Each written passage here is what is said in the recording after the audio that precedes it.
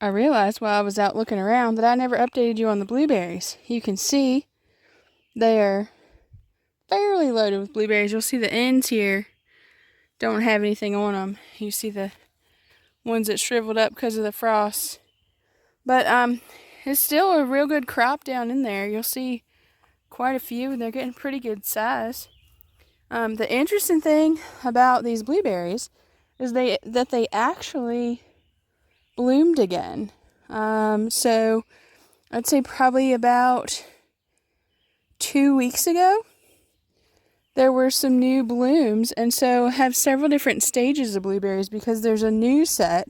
I guess the plant, when it lost so much in the frost, I guess the plant didn't feel like it had produced enough, so it bloomed and made some more, which is cool. Look at these way up here. They're absolutely gorgeous. Nothing seems to be bothering them, but you'll see there, the ones to the left are the ones that were killed by the frost several weeks ago, and they're just shriveling up and falling off. But I'd say probably in about 2 weeks, we'll see these starting to change color.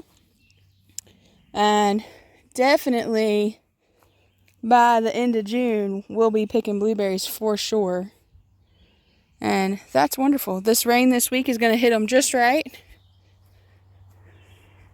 But definitely grateful for getting some kind of harvest. So many people in places aren't going to get anything out of their fruit trees this year, so we have to be grateful for everything we're getting. Hey everybody, out here at the garden today. It is a beautiful day. You can probably hear the birds. It's about 85 degrees and 11 o'clock in the morning. Trying to get some things done before we're supposed to get rain every day for about a week. So hopefully that's going to be the case, but if that is the case, I need to be prepared for things like these cucumbers, the tomatoes, anything that's going to need staking, because with some rain, they're probably going to jump up. I don't know if you can tell here, but the flower seeds are coming up really well. They're looking good. There are some weeds in there, but that's all right. You'll see here, there's a new trellis. I worked on that this morning. Same idea as what I did with the tomatoes. So you can see there's a piece of line on each side of the post going all the way down. And I've got them, probably every 4 inches or so, because these cucumbers have just jumped up all of a sudden with some water, because you remember I turned the irrigation back on. I've been trying to water them pretty heavy because it's been 95, 96 degrees for the last 5 days. So everything's really been struggling in this heat. So I've been throwing the water to them at night, running the irrigation for 2 hours every night. Luckily no one lives here, so we don't need the water. So I've been able to spare it for these plants. But I can't do that all summer. So this rain coming this week will be really nice. I remember last week I couldn't find a true leaf to show you. So that's what your cucumber leaf will look like. And you'll see they all have true leaves now. Several of them. There's the sunflowers on the back there. Also looking really good. This side, my black-eyed peas didn't come up real well. Now they've had some water and still don't look too great. So I'm going to go and get some more seed and fill in. My theory on them, as well as the butter beans over there, is I think what's happening, so I buy a lot of this bulk seed from my local garden center. And it's great, you can get good prices, but the problem is that a lot of times these garden centers have their seeds just out in the open. So they're not refrigerated, they're not kept cool. A lot of times your garden centers aren't really air conditioned either. So I think what's happening is these seeds are getting too hot and they're causing low germination rates, because this row here has been irrigated, and it's been plenty warm. So the seeds shouldn't have rotted, but they're just not growing.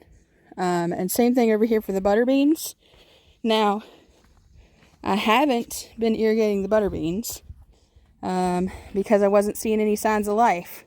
So as soon as I started seeing signs of life on the green beans, I put the irrigation in, and you can see they look great. Well, I haven't seen a single plant over here in the butter bean row, so I'm not wasting irrigation on it. And I just dug around in there a few minutes ago, and I can't find any seeds. So I don't know if they just disintegrated into the earth or what happened. But be careful where you're buying your seeds and make sure those seeds are being kept cool. A lot of times places like Lowe's, you'll see they actually have their seeds outside in their greenhouse and outdoor sections there. And it's way too hot for those seeds. Seeds want to stay, most seeds, to keep them viable for a long period of time, most seeds want to stay 40 degrees. Around 40 degrees is good for them. So some people will put them in their refrigerator. That's what my dad does. Some people will even put them in their freezer. I just keep mine in a nice cool spot in my house, and they do fine. But in this row, nothing's really coming up too well. You'll see these bigger plants here. That's eggplant that I just planted. And I plant eggplant not because I like it, not because I want to eat it, but because it's something that I remember from my grandfather. He always had a big garden, and he grew the best tomatoes you could ever imagine. And he also had eggplant, and he always had eggplant, and he's the first person I remember ever seeing grow eggplant. And so I try to always, I haven't done it for a few years, but I saw some eggplants and I said, you know, I'm going to go ahead and plant some of those. So I've got one here. I filled them in where the squash have not come up yet. So you'll see right here is a squash plant. Very similar at this point to a cucumber. There's another little squash plant coming up. So I put 4 eggplants in here amongst the squash. And these are millionaire eggplants, so they'll be the deep purple ones. Kind of your traditional ones. You'll see some squash, various stages coming up here, so that's doing well. Zucchini down here on the end. And then some wildflowers and weeds.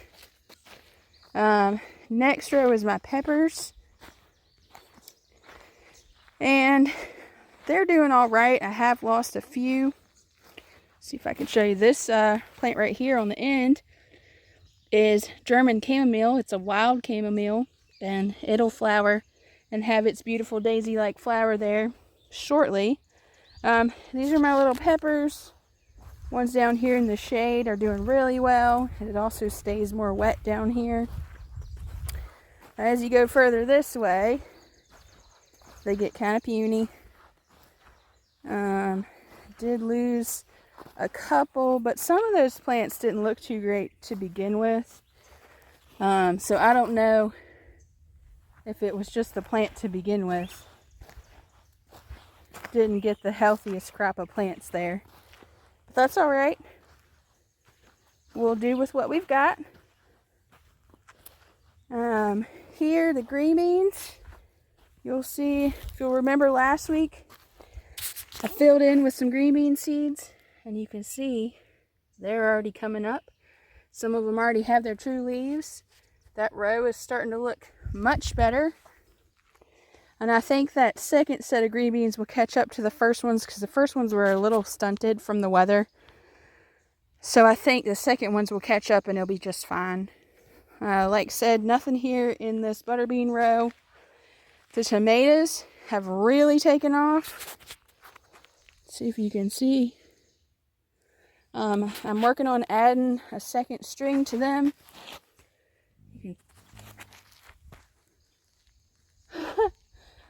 Sorry about that. A hummingbird just buzzed me. So the hummingbirds are out here. That's exciting. That was kind of a scary little noise. I don't know if you could hear it on the camera. We'll have to go back and see. But anyways, as I was saying, I've added the second string here on these and starting to weave them in a little bit, because my fear is if we get some good rain for a couple of days and a little cooler weather, that they're going to shoot up and be a mess and I won't be able to contain them. So definitely want to get out here, even though it's pretty warm. Get out here and finish tying them up. I just got this one section, so I've got to do these last 3. But you can see they're blooming really, really well. I haven't seen any baby tomatoes just yet, but I wouldn't be surprised if there aren't some on there somewhere. I'll keep an eye out as I keep stringing them up. If you're curious how I do this stringing, go back a couple videos. I'll try to link it for you, and see where we did the staking of these. And I'm just doing the same thing as I go up higher and higher. Same thing I did for the cucumbers over there. I just went ahead and did all the string while I was at it today.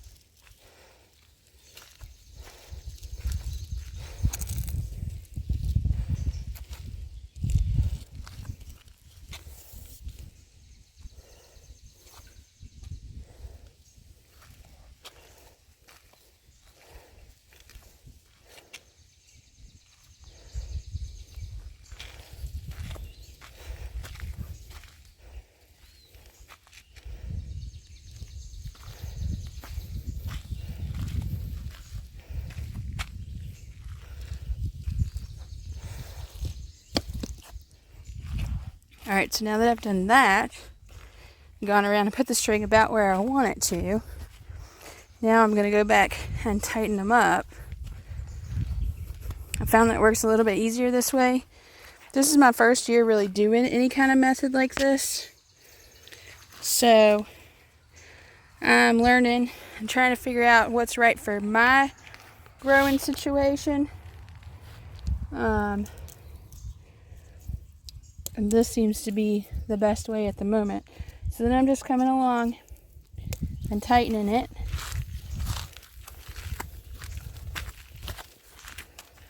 Doing the same right here. I'm gonna down, pull tight. Might have to, it's hard to do one-handed.